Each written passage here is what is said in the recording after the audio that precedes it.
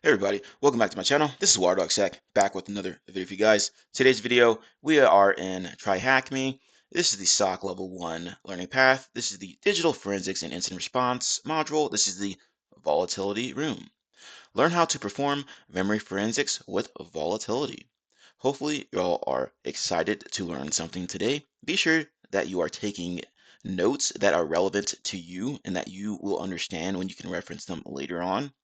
And as always, if you want to help support the channel, you can hit the like button, subscribe with the notification bell so you know every time I post to the channel. Feel free to share this with family, friends, or to anyone that this video can be of assistance to. Without further ado, let's go ahead and dive into it and check out what this room has to offer.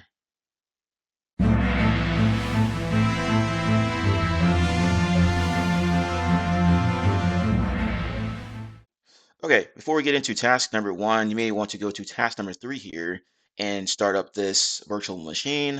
All right, as you can see, mine's already started up here, and I have also started up the attack box, as you can see here in this other tab. Now, I may just SSH into the lab machine here, right? Because I don't think you can just straight up copy and paste from the tasks here into this particular lab VM.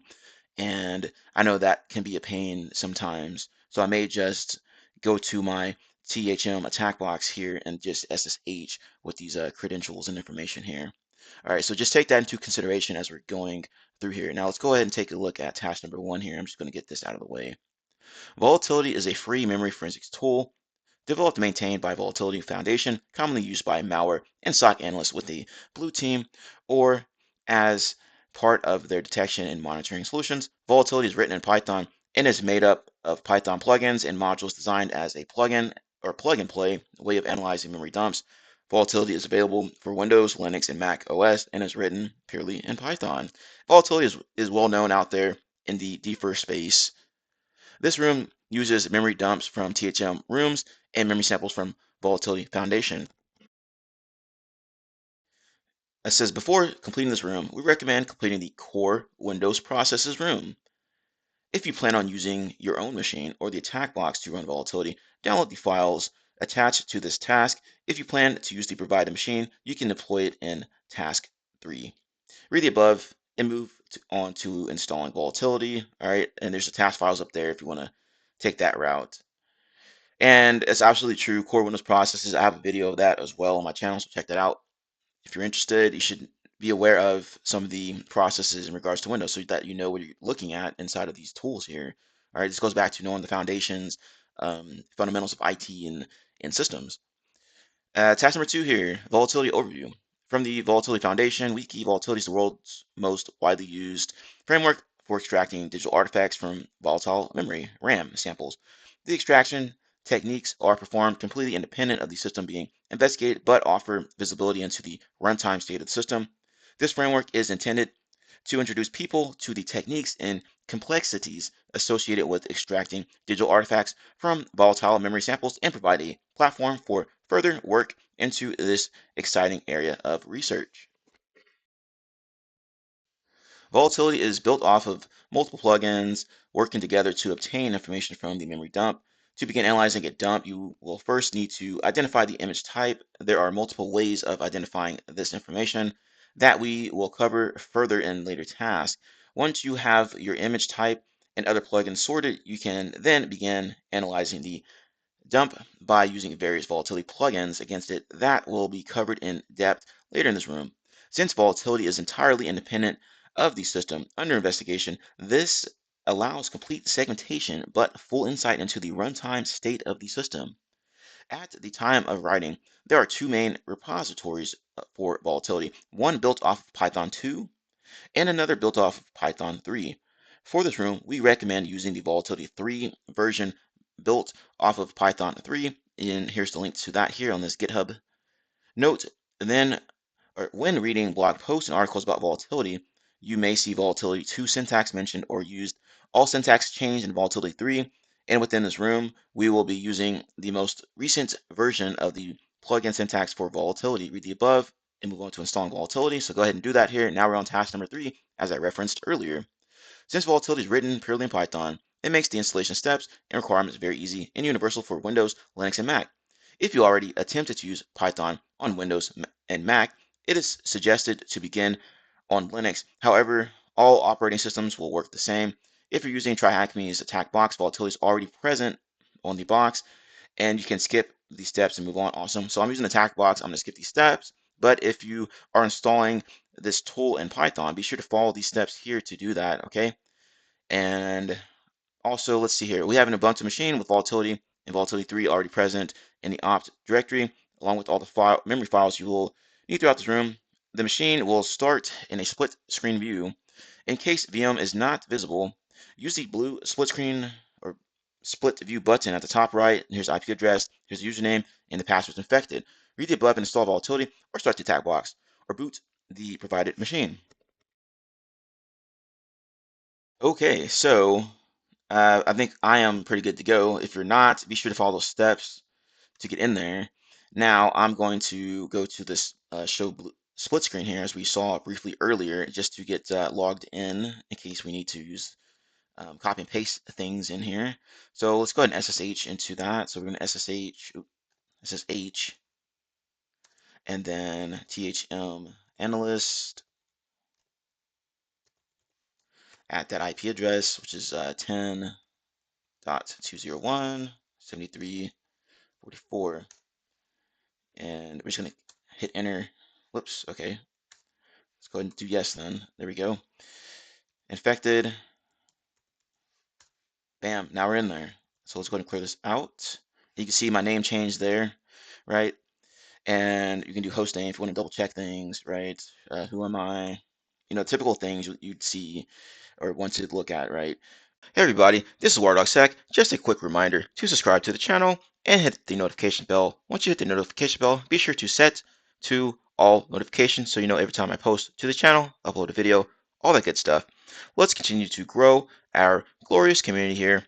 We are in the cyber trenches. We're not just reporting on it. Be sure to check out my channel as well. I have tons of videos. You can see here over 300 videos ready for you to check out and learn something from. Be sure to review my posts. I'm frequently posting new things to my channel here, including jobs and everything related to that. Also, I have tons of playlists here that you can review, make it more convenient for you. Anyway, happy defending, happy hacking, enjoy the video. It appears to be working, as you can see here. Please note that it's in the opt directory, all right? So make sure you're reading this thoroughly. I'm in the opt directory, as you can see here. I did ls, there's Volatility 3, I ls that directory, and then there's all the files in there. I cd'd into Volatility 3, did Python 3, vol.py, make sure it's working, and you can see there that it ran. So now we are good to go there. Task number 4, memory extraction. Extracting a memory dump can be performed in numerous ways, varying based on the requirements of your investigation. Listed below are a few of the techniques and tools that can be used to extract a memory from a metal machine. So we have FTK imagers, redline, dumpit.exe, win32dd.exe, memorize, and fast dump. When using an extraction tool on a bare metal host, it can usually take a considerable amount of time. Take this into consideration during your investigation if time is a constraint. Most of the tools mentioned above for memory extraction will output a .raw file with some exceptions like redline that can use its own agent and session structure. And there's a picture of RAM right there, like physical RAM. For virtual machines, gathering a memory file can easily be done by collecting the virtual memory file from the host machine's drive. This file can change depending on the hypervisor used. Listed below are a few of the hypervisor virtual memory files you may encounter. So we have a few different ones here. We got VMware.vmem, you got hyper-v.bin, parallels.mem, and you got virtualbox.sav file. This is only a partial memory file. Exercise caution whenever attempting to extract or move memory from the bare metal and virtual machines. Read the above. Okay, we're already done with that. Task number 5, plugins overview. Since converting to Python 3, the plugin structure for Volatility has changed quite drastically.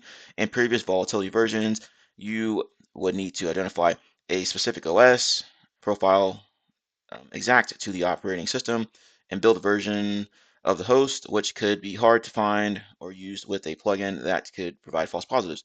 With Volatility 3, profiles have been scrapped, and Volatility will automatically identify the host and build on the memory file. So that's good to know there. The naming structure of plugins has also changed.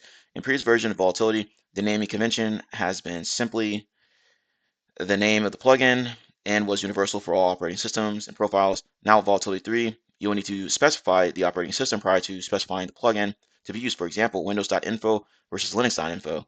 This is because there are no longer profiles to distinguish between various operating systems for plugins, as each operating system has drastically different memory structures and operations, which makes sense, right?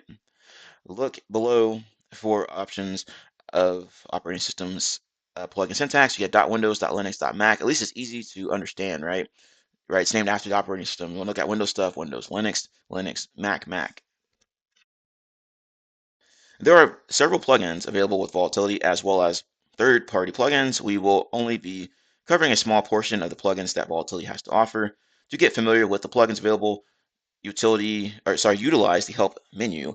As Volatility 3 is currently in active development, there is still a short list of plugins compared to its Python 3 counterpart. However, the current list still allows you to do all of your analysis as needed. And I will look into this Volatility 3. I'm pretty sure this room is probably a bit older, so I would do like a Google search or ask one of your AI chatbots to see if there's any updates to Volatility 3 in this information here. Read the above and review the Volatility menu. Okay, we're done with that. And let's just check it out real quick, I guess. And so we're going to Python 3, then -H for help.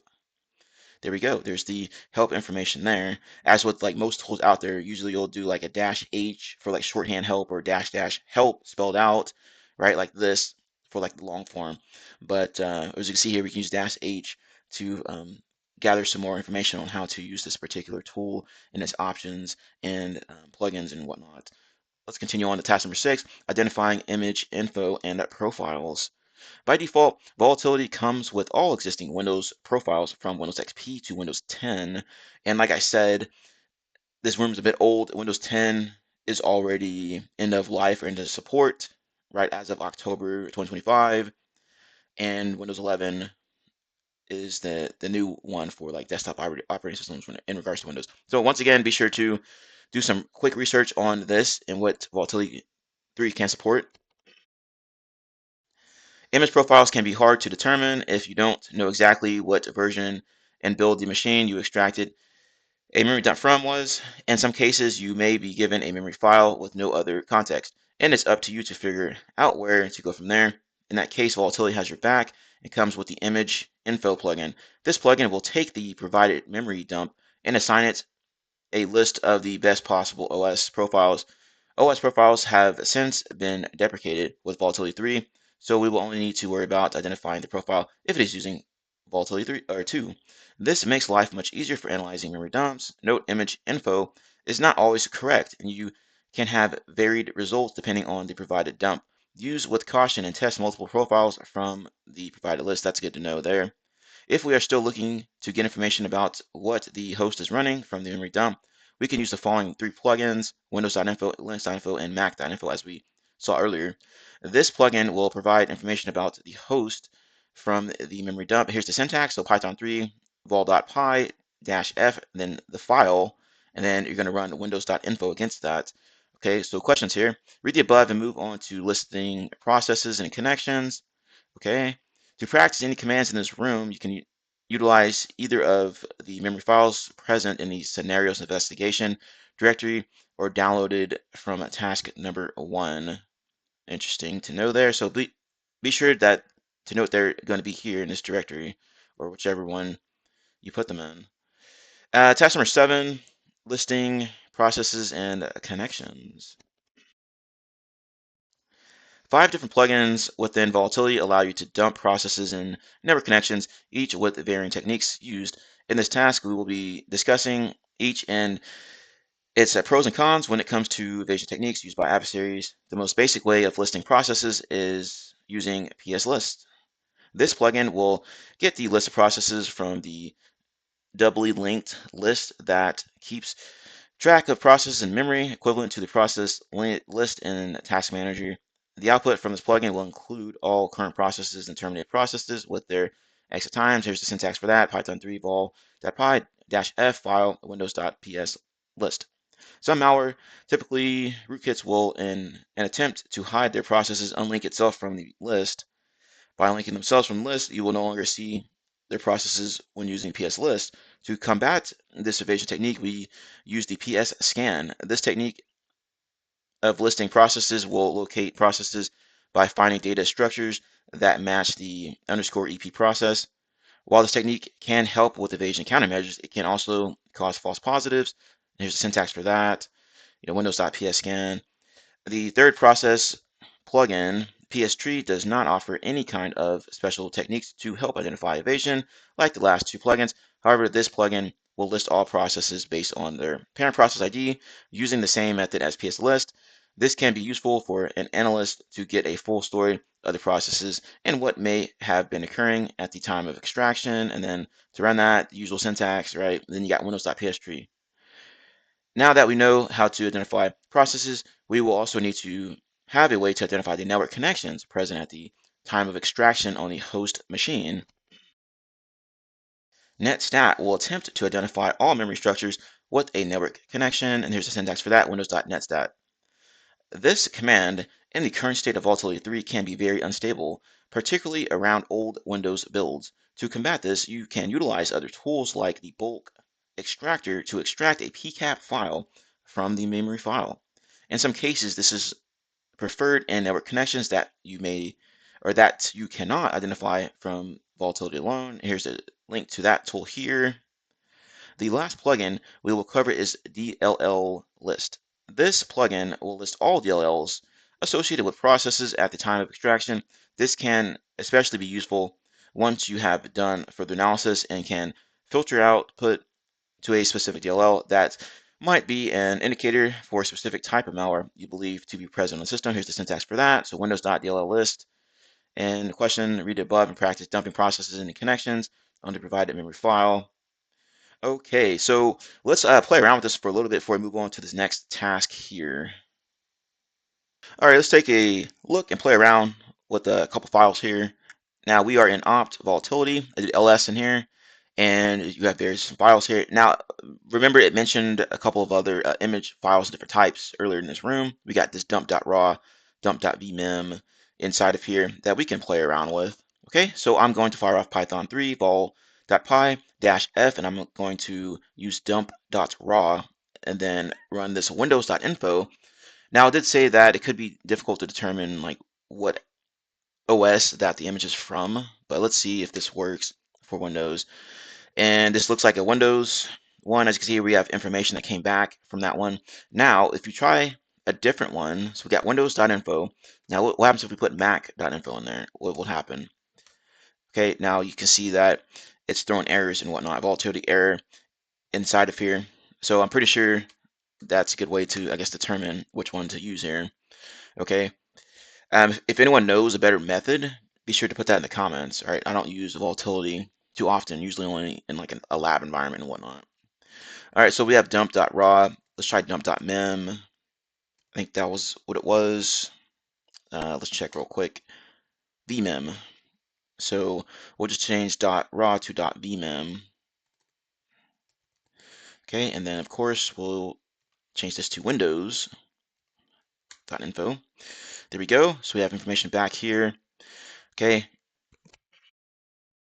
And let's try a couple of other ones in here, listing processes and connections. So let's go ahead and clear all this out here. And of course, I'll probably open this up in a bigger tab or whatever, bigger screen here. So it's not like too compacted here. It could be kind of hard to read. All right, so let's do against that vmem again. And this time, let's try one of these lists here. So we'll just leave Windows in there and then windows.pslist. See what comes back there. Okay, seems to be working. A lot of information coming back there. That's good to go. clear this out, and let's try another one. We have netstat in here and pstree. Let's try pstree. Okay, that seems to be working. Give us some good information there, it looks like. We skipped one, pscan. Let's try to run that. All right. And we already read about pscan and whatnot there. Okay, I'm just going to kill it. I'm not sure how long this is going to take to run. There we go. All right. And let's check out this netstat, see if this actually works. Okay, well, it looks like it did not work. It errored out or something. All right, hopefully we won't need to use that in one of these tasks here. But let's try dlllist. So dlllist.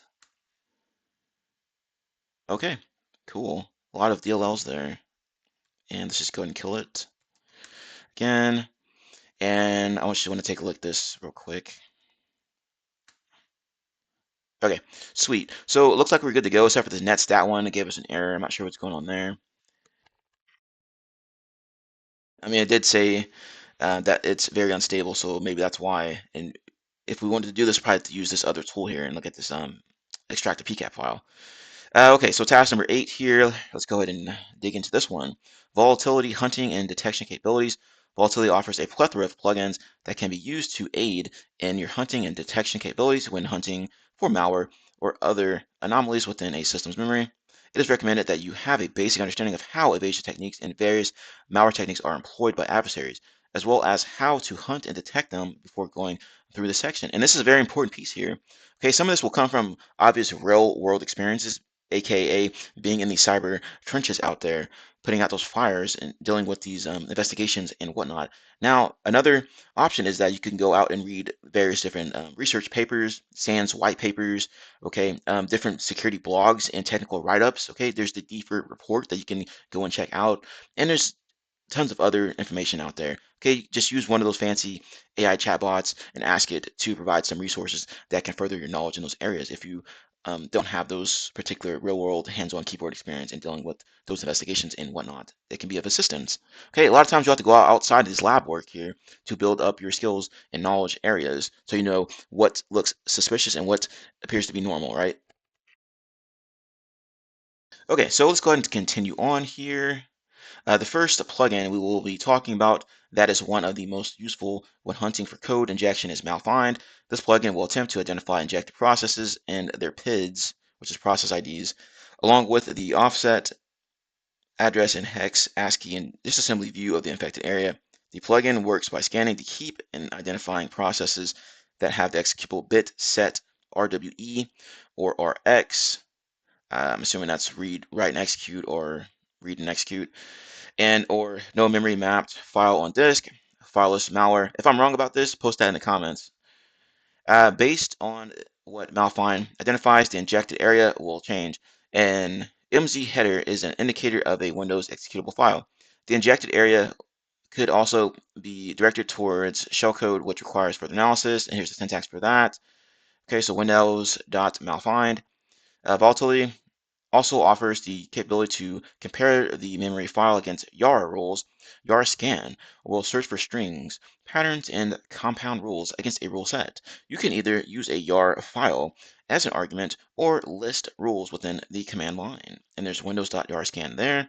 There are other plugins that can be considered part of Volatility's hunting and detection capabilities. However, we will be covering them in the next task. Okay, so let's try that malfind and see what we can come up with here. So once again, I'm an up arrow because I'm lazy and change this to malfind. Okay, so we're getting some output there. That's good to know that it's working. Let's try this Yara scan. I'm not sure if this is going to work right off the bat or if you have to actually provide it something else. Let's try this. Yeah. Okay. So let's go ahead and continue on. Task number 9, advanced memory forensics. Advanced memory forensics can be confusing when you begin talking about system objects and how malware interacts directly with the system, especially if you do not have prior experience hunting some of the techniques used, such as hooking and driver manipulations. Now that goes back to what I just said earlier about having that real-world hands-on, keyboard experience.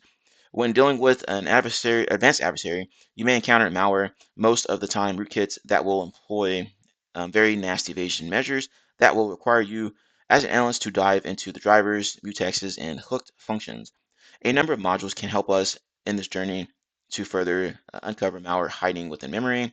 The first evasion technique we will be hunting is hooking. There are 5 methods of hooking employed by the adversaries outlined below. So you have SSD hooks, IRP hooks, IAT hooks, EAT hooks, inline hooks. We will only be focusing on hunting SSD T hooking as this is one of the most common techniques when dealing with malware evasion and the easiest plugin to use with the base volatility plugin suite. The SSDT plugin will search for hooking and output its results. Hooking can be used by legitimate applications, so it is up to you as the analyst to identify what is evil.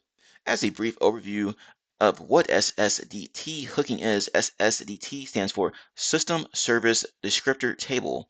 The Windows kernel uses this table to look up system functions. An adversary can hook into this table and modify pointers to point to a location the rootkit controls. There can be hundreds of table entries that SSDT will dump. You will then have to analyze the output further or compare against a baseline. A suggestion is to use this plugin after investigating the initial compromise and working off of it as part of your lead investigation. Here's how to run that here, windows.ssdt. Adversaries will also use malicious driver files as part of their evasion.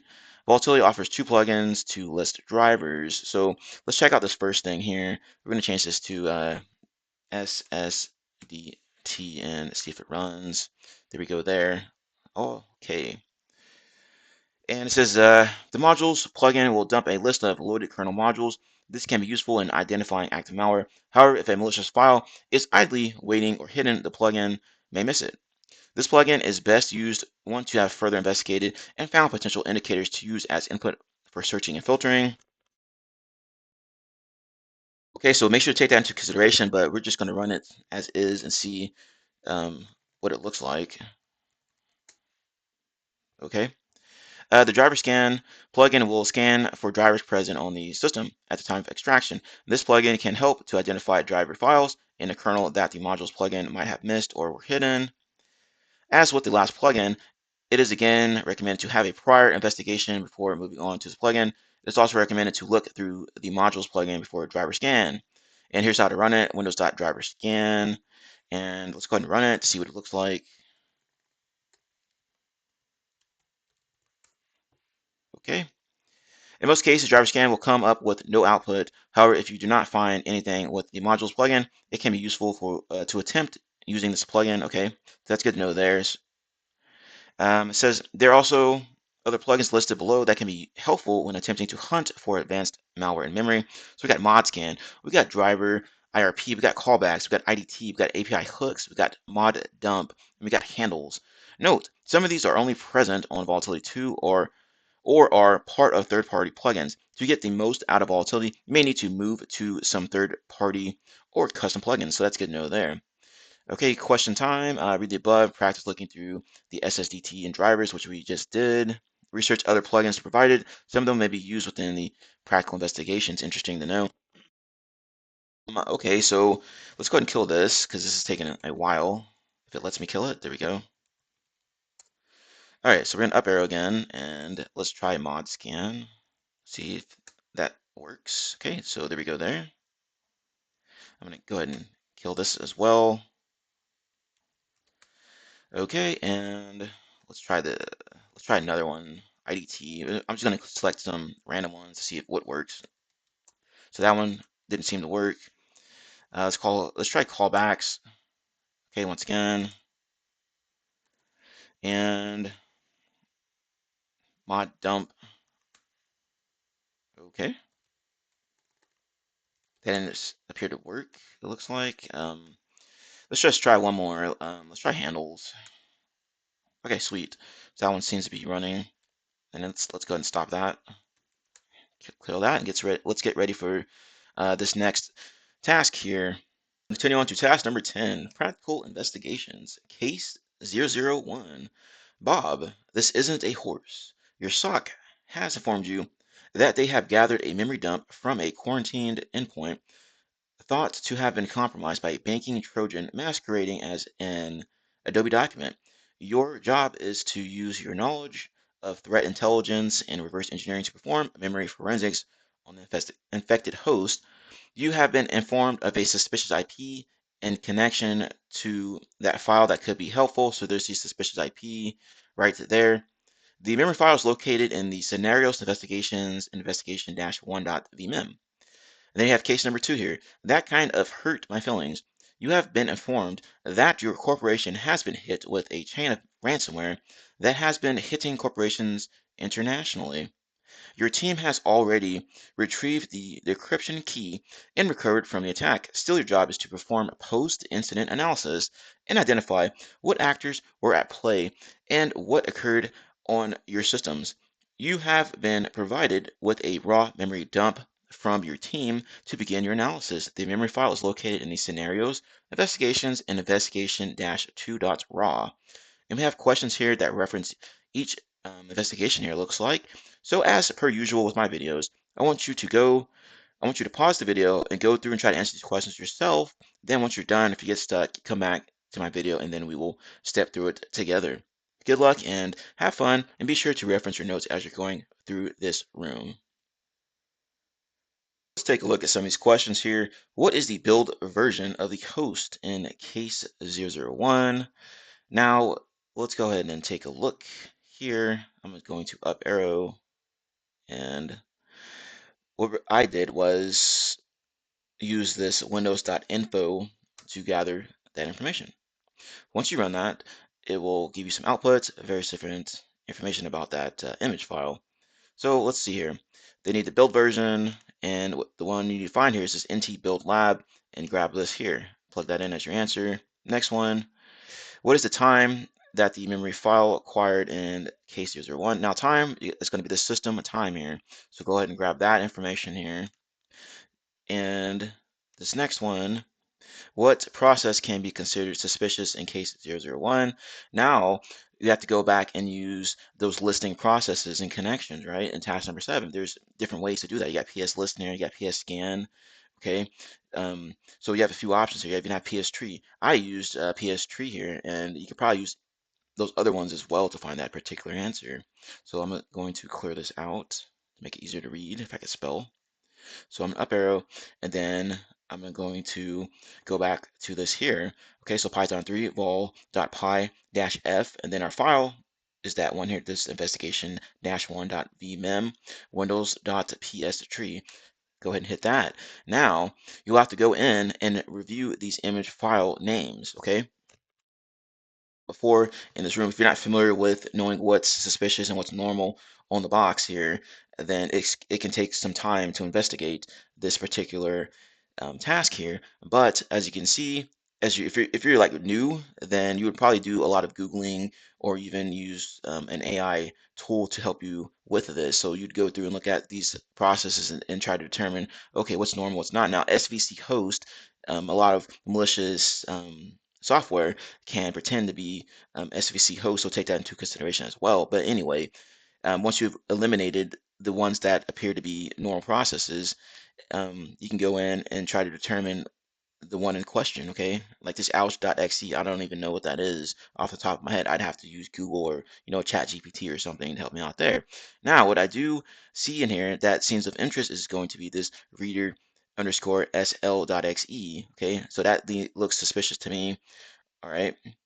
And I went ahead and plugged that in as my answer here. You can see the different PIDs and PPIDs that it's being referenced here, okay?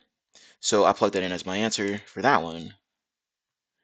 Next one is, what is the parent process of the suspicious process in case 001? So you're looking for the parent process of this reader underscore sl.xe. Let's flip back over here.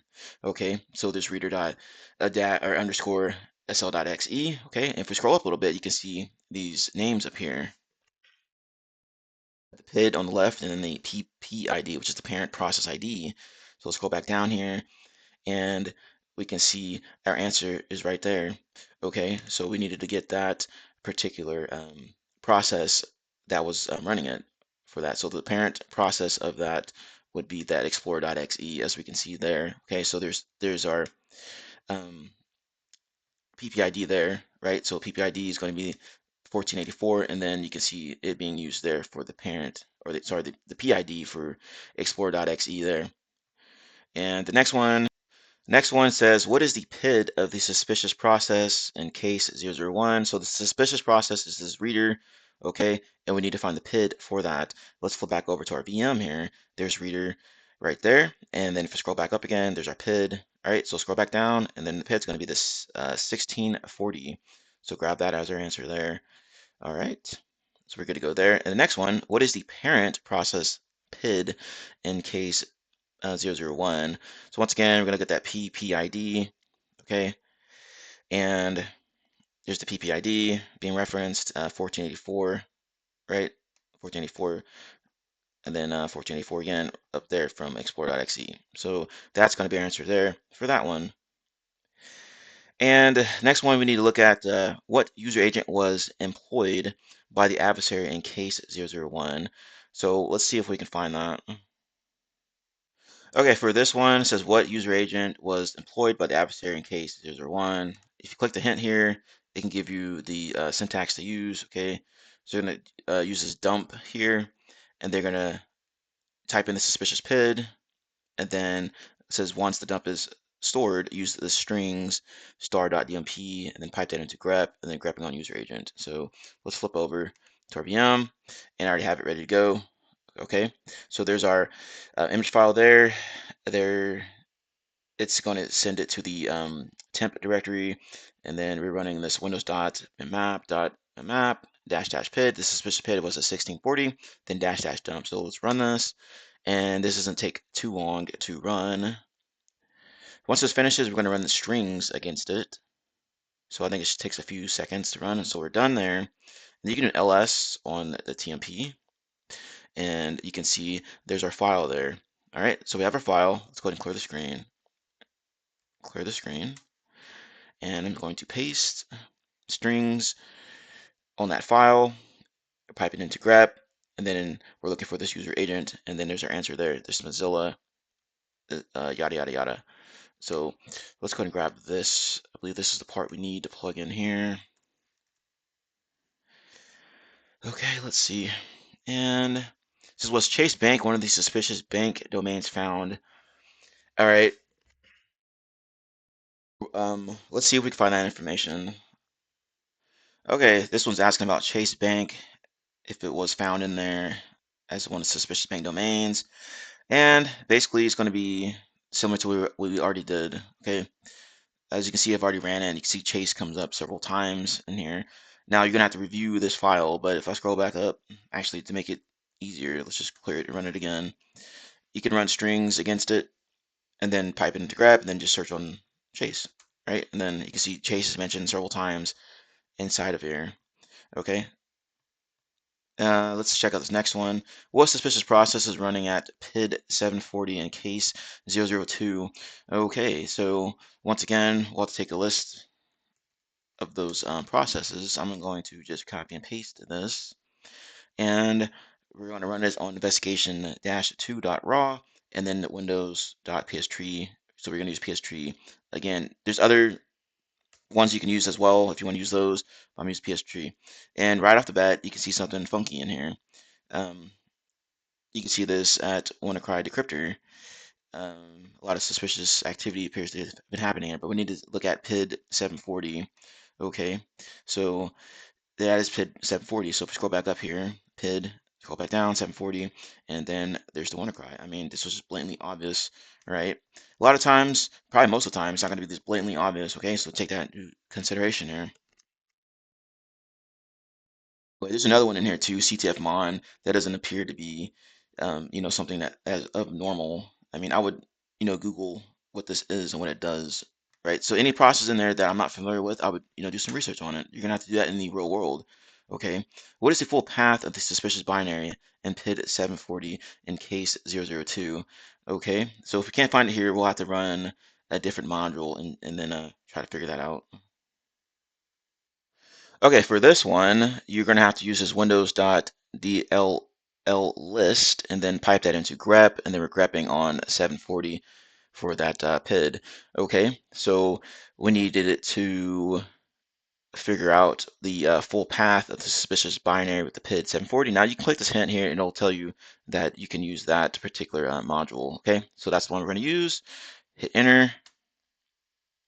And once it finishes running, you see there's a plethora of information here. And if you scroll back up, you can see at the top here, you can get the full path, which is going to be that there. Okay, so we have that one. Let's go ahead and clear this out. And the next question here, what is the parent process of PID 740? Okay, so once again, we're gonna have to look at those lists. So we can do that with pstree once again. Okay, so remember we have PID on the left and then PPID on the right side. So there is one encryptor here. So there is our PID for 750. There's the parent process and then there's the PID again. Okay, and then that PID is linked to this task schedule.exe. So I'm assuming that's task scheduler, right? And that's going to be our answer for that one, task schedule or task sche.exe, okay? And the next one we can find there as well. What is the suspicious parent process ID is going to be 1940 for this, okay? So like I said, get the PID on the left side, and there's our answer. Next one, let's take a look at, and it says from our current information, what malware is present on the system? Well, it says encryptor on it, right? So WannaCry, you just do a Google search and probably figure that one out, or just take an educated guess. I just made an educated guess because WannaCry was like a well-known ransomware event back like years ago. But anyway, let's see what this hint says actually. Yeah, okay, so research, yeah, so do some Googling or ask, ChatGPT or something. Next question is, what DLL is loaded by the decryptor used for socket creation? So let's go ahead and see if we can find those last few questions here actually. Okay, we need to find this DLL. Now, this requires a Google search, or you can use ChatGPT or whichever, right? So just do a quick Google search on it. What DLL is used by WannaCry for socket creation? And right off the bat, it tells you this one here, this WS2, yada, yada, yada. All right, so that's done. And then this next one says that what mutex can be found that is a no indicator of the malware. Okay, once again, the hint helps you out here for these last two. Okay, so we're going to use this windows.handles, pipe that into grep. You can grep on 1940 and even mutex here. You can use both like I did. Okay, so this is what I have. So I'm grepping it 1940 and then grepping it again with mutex, and it'll pull up those two um, outputs that come out for mutex. Okay. So once this finishes running, you'll see what I am talking about here shortly. This takes a few seconds, and you can see things mentioned, new text, and the one you need is going to be this one here. Okay, so we have that one out of the way. Last one says, what plugin could be used to identify all files loaded from the malware working directory in case 002? Okay, you're going to have to take a look at the help menu, and you can grab off of that information in there. So I'm just going to up arrow. So I'm firing it off with -H for help, piping it into grep, and then grepping on stuff that references Windows. You'll have to just sift through here to try to find that. All right, there's a couple in here that could be the answer, but the answer is going to be this Windows .file scan. Okay, it says scans file objects present in a particular Windows, et cetera, et cetera, et cetera. Okay, so we are done with that one, and then let's wrap this up with task number 11, conclusion. We have only covered a very thin layer of memory forensics that can go much deeper when analyzing the Windows, Mac, and Linux architecture. If you're looking for a deep dive into memory forensics, I will suggest reading The Art of Memory Forensics, so go ahead and check that out. There are also a number of wikis and various community resources that can be used for more information about volatility techniques, and you can see them here. So be sure to check those out as well. Like I said, you'll have to do some outside research from these labs so you can learn more about what's going on here. From this room, as you continue on the SOC level 1 path, more rooms will contain memory forensic challenges. Sweet. Read the above and continue learning. So we're done Awesome. So that was quite a ride here using Volatility, learning about its capabilities and such. Well, if you want to help support the channel, you can like, comment, subscribe, hit the notification bell, share the video, and also be sure to hit that notification bell when you subscribe so you know every time I post to the channel.